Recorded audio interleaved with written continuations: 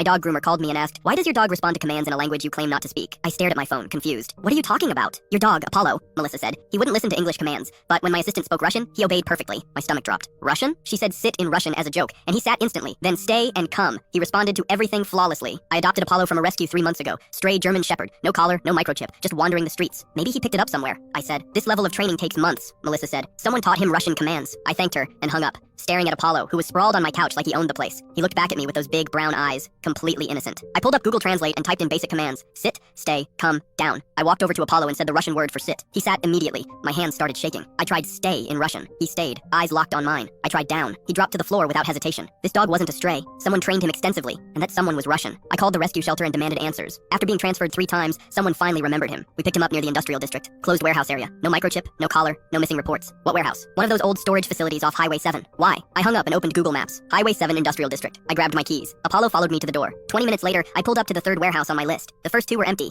but this one looked different. Newer fence, shiny padlock, fresh tire tracks. I felt my heart pounding as I walked closer. Apollo stayed right by my side, but his demeanor changed. His ears went back. His tail stopped wagging. That's when I heard voices inside, speaking Russian. I froze. Apollo growled, low and deep, something I'd never heard him do before. I pulled out my phone and called 911, whispering my location and what I was hearing. The dispatcher told me to leave immediately and wait for police. I started backing toward my car, but then I heard something that made my blood run cold. Barking. Multiple dogs barking, and not happy barking. Desperate barking. I couldn't just leave. I crept closer to a broken window and looked inside. Cages. Dozens of them. Dogs inside. All breeds, all sizes. Men in tactical gear speaking Russian, inspecting the dogs like livestock. One man pointed at a Rottweiler and led it toward a van. They were trafficking dogs. Apollo wasn't a stray. He was stolen, and somehow he escaped. Sirens wailed in the distance. Police swarmed the warehouse within minutes. Officers breached the doors and arrested 4 men while bringing out the dogs one by one. A detective found me 20 minutes later, still crouched behind the dumpster with Apollo pressed against my leg. "You the one who called this in?" I nodded, barely able to speak. He looked down at Apollo. "This your dog?" "Yeah, I adopted him 3 months ago from a shelter. I didn't know he was stolen until today." The detective crouched down and scratched Apollo behind the ears. "This operation's been running for 2 years. We've been trying to find it for months. You just shut down one of the biggest dog trafficking rings in the state." He stood up and handed me his card. "We'll need a statement, but your dog's a hero. He led you right to them." I looked down at Apollo, who was wagging his tail again, completely oblivious to the magnitude of what just happened. The detective paused before walking away. "By the way, we're going to need to check our database. If Apollo was reported stolen, his original owner might want him back." My heart sank. I hadn't even thought about that. 3 days later, I got the call. Apollo's original owner had been contacted. A Russian diplomat who reported his dog missing 2 years ago after a break-in at his home. I drove to the police station, Apollo in the back seat. My eyes burning with tears I refused to let fall. The diplomat was waiting inside. Older man, kind face, expensive suit. When he saw Apollo, his whole face lit.